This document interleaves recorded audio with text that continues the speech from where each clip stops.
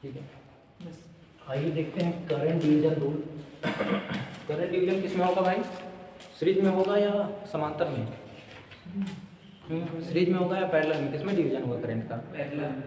Parallel में ना। अगर मान लीजिए हमारे पास सिर्फ रेजिस्टेंस और टोटल करंट दिया हुआ हो, एक ऐसी सर्किट है जिसमें रेजिस्टेंस ज्ञात हो और आपका टोटल करंट, तो हम उसमें जो है किसी एक रेजिस्टेंस में करंट का मान कैसे ज्ञात करेंगे, आइए इसी को देखते हैं। तो यहाँ पे हम पहले एक सीरीज पैरेलल बना लेंगे सर्किट। ये मान लीजिए पहले दो रेजिस्टेंस हम लेते हैं, इसमें ही निकालते हैं भाई। ठीक है, यहाँ मान लीजिए आपका करंट सोर्स दिया हुआ है, ठीक है, और ये आई करंट है, टोटल करंट आई है, यहाँ ये करंट आई होगी, और ये मान लीजिए रेजिस्टेंस R1 है, ये रेजिस्टेंस R2 है। इसमें जो करंट गई मान लिया मैंने I1, और इसमें जो करंट गई मान लिया I2 है। ठीक है, तो हमें यही निकालना है कि ये I1 जो करंट है ये कितना है।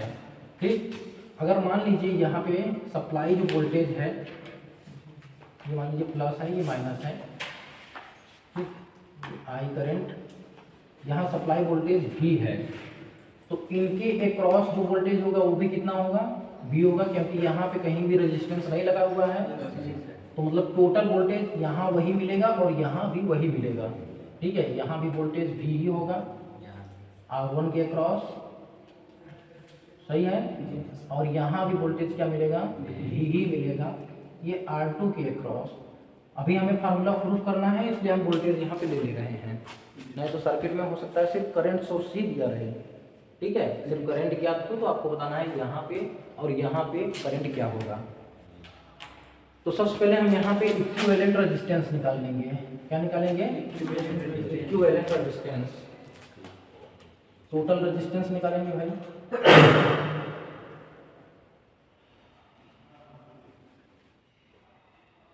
रेजिस्टेंस, ठीक है, इसे हम RT कहते हैं, या हम इसे क्या कहते हैं भाई? REQ। ठीक है, ये क्या होगा? समांतर में क्या होता है टोटल रेजिस्टेंस बताइए? R1 R2, ये सब रट लो यार, R1 प्लस R2। ठीक है, ये सब चीजें रटी होनी चाहिए, जैसे 2 दूना 4 ना, प्रोडक्ट बटे सम और क्या। ठीक है, अब हम निकालेंगे, देखो इस सर्किट पे करंट का मान ओम के नियम से, ठीक है, अकॉर्डिंग टू ओम्स लॉ। क्या निकालेंगे भाई? अकॉर्डिंग टू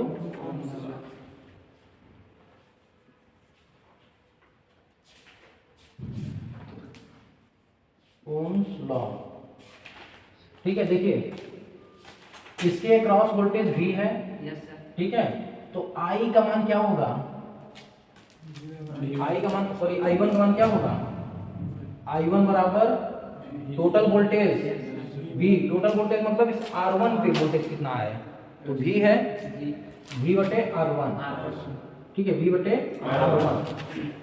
अब हमें I1 का मान तो निकालना है। ठीक है, ऐसे हम I1 का मान तो निकाल सकते हैं, लेकिन कब? जब हमें वोल्टेज भी मालूम होगा। लेकिन हमें वोल्टेज नहीं मालूम है ना, सिर्फ करंट मालूम है। हम ऐसा फार्मूला लाना चाहते हैं जिसमें वोल्टेज ना पता हो, सिर्फ करंट का मान पता हो, तो हम यहाँ पे I1 का मान निकाल पाए। तो यहाँ हम वोल्टेज का मान निकाल लेंगे। ठीक है, यहीं से देखो निकालेंगे टोटल वोल्टेज, टोटल वोल्टेज है ये, टोटल वोल्टेज बराबर क्या होगा बताओ?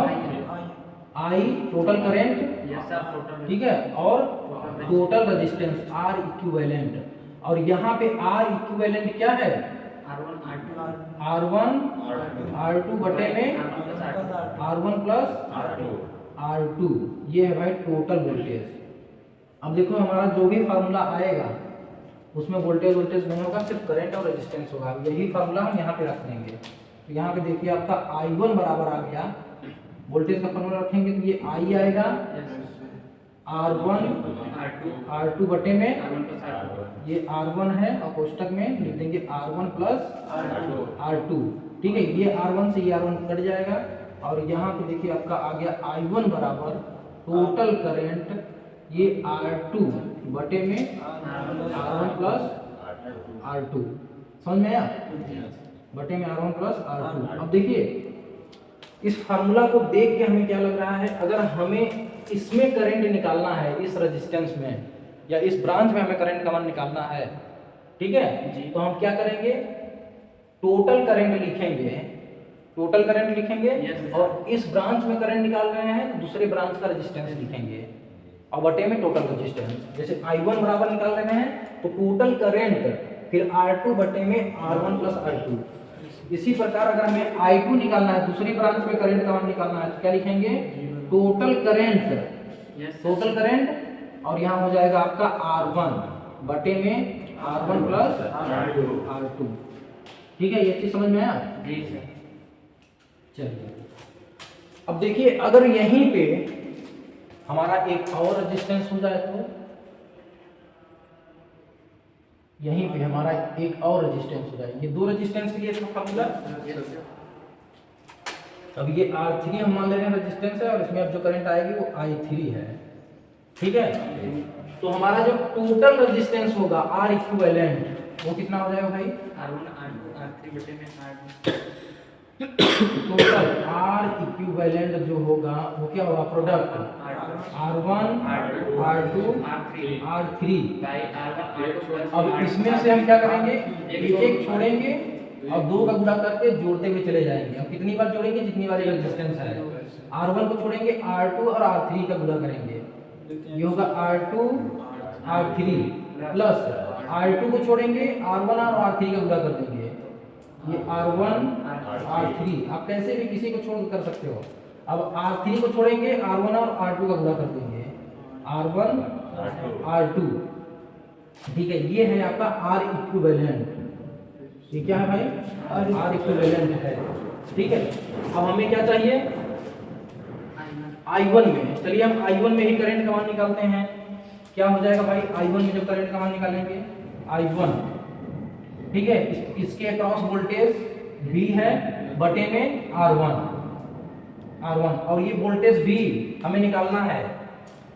ठीक है, तो यहाँ पे हम क्या लिखेंगे, वोल्टेज V बराबर, ये किसके लिए है, तीन रेजिस्टेंस के लिए है। जब तीन रेजिस्टेंस जुड़े हो तब वोल्टेज कितना होगा। ठीक है,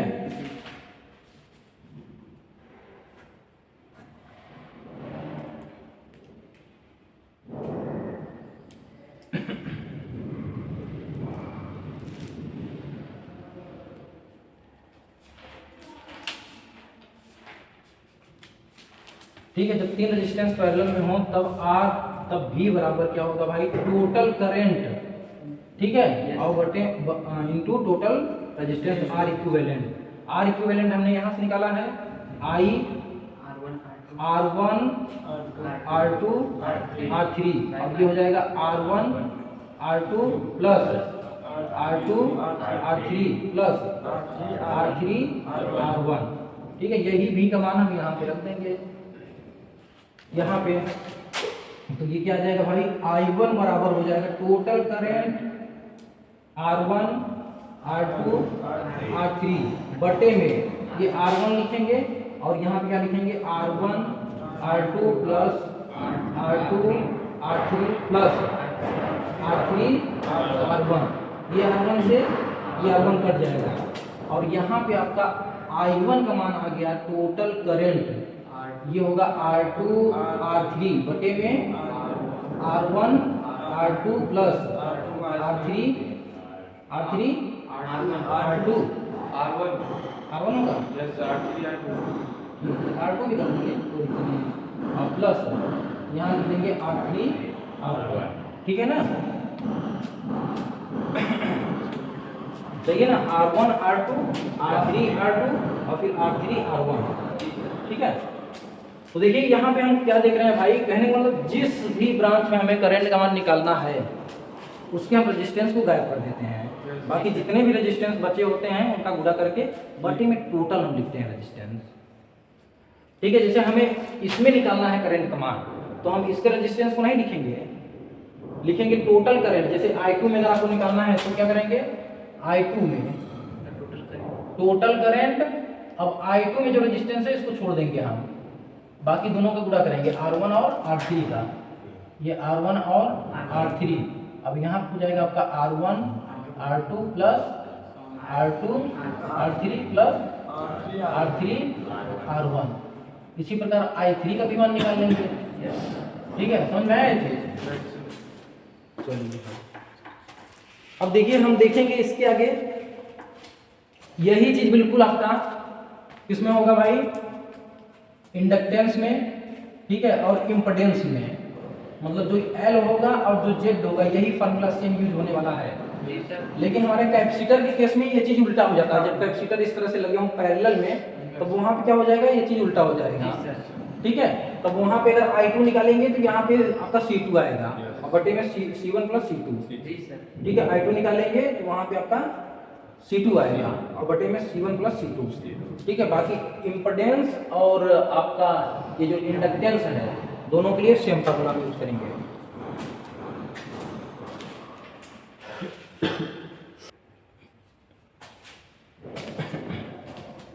चलिए वोल्टेज डिवीजन देख लेते हैं।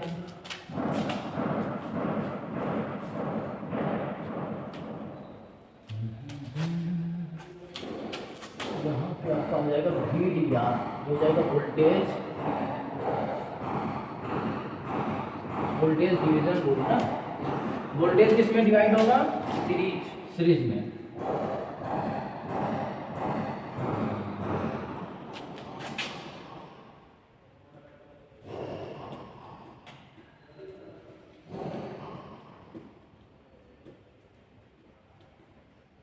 V वोल्ट की बैटरी यहाँ पे लगी हुई है और यहाँ से I करंट आपकी चली भाई, तो इन दोनों में I करंट ही जाएगी।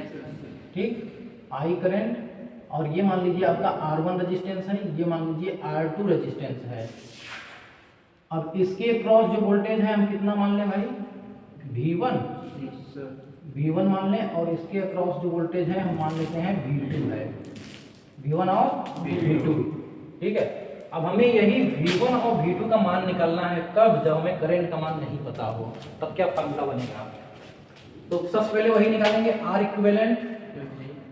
R इक्विवेलेंट का मान क्या होगा भाई, R1 प्लस R2। सीरीज में तो सिंपल हम बस जोड़ देते हैं R1 और R2 को।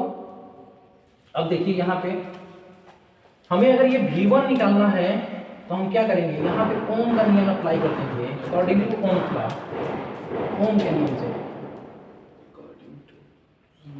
Ohms law.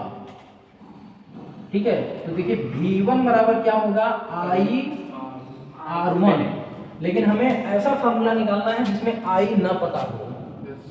ठीक है, I का मान पता ही ना हो। तो ये टोटल करंट है, हमें टोटल वोल्टेज चाहिए और टोटल रेजिस्टेंस। टोटल करंट निकालने के लिए हमें क्या चाहिए भाई, ये टोटल वोल्टेज कितना था और फिर टोटल रेजिस्टेंस कितना है, R इक्विवेलेंट। तो क्या है भाई, R1 प्लस R2 है, ये है ना R इक्विवेलेंट। यही बस फार्मूला हम यहाँ पे रखेंगे। देखिए यहाँ पे आपका V1 बराबर आ गया I R1। ठीक है, I R1, सॉरी I का मान रख रहे हैं ना, I का मान रख रहे हैं, तो यहाँ पे V होगा और ये हो जाएगा आपका R1 प्लस R2, यही होगा ना। देखिए V1 का मान क्या आया, V1 का मान क्या आया, हमें इसमें वोल्टेज चाहिए तो टोटल वोल्टेज, V1 वोल्टेज चाहिए तो टोटल वोल्टेज बट इनटू इसका रेजिस्टेंस और बटे में टोटल रेजिस्टेंस। V2 चाहिए तो टोटल वोल्टेज R2 बटे में टोटल रेजिस्टेंस। ठीक है, इसी प्रकार हम निकाल सकते हैं V2 बराबर, अगर आपको चाहिए भाई V2 बराबर, तो टोटल वोल्टेज क्या है और फिर किस में निकाल रहे हैं V2, R2 में, यहाँ लिखेंगे R2 और ये बटे में total resistance R1 plus R2, R1 plus R2। ठीक है जी सर। इसी प्रकार अगर आपके और रेजिस्टेंस होते हैं, जैसे कि मान लीजिए यहाँ पे मान लीजिए आपका एक और रेजिस्टेंस जुड़ा होता, ये मान लीजिए ये R1 है, ये R2 है, ये R3 है, और यहाँ पे I करंट आ रही है, और ये V1 वोल्टेज है, ये V2 वोल्टेज है, ये V3 वोल्टेज है। तो अगर हमें V3 का मान निकालना होता, V3 में मतलब R3 में कितना वोल्टेज ड्रॉप है, तो V3 निकालने के लिए हम क्या करते हैं भाई, टोटल वोल्टेज R3 और बटे में R1 plus R2 plus R3, ठीक है, ये कर देते हैं हम, ठीक।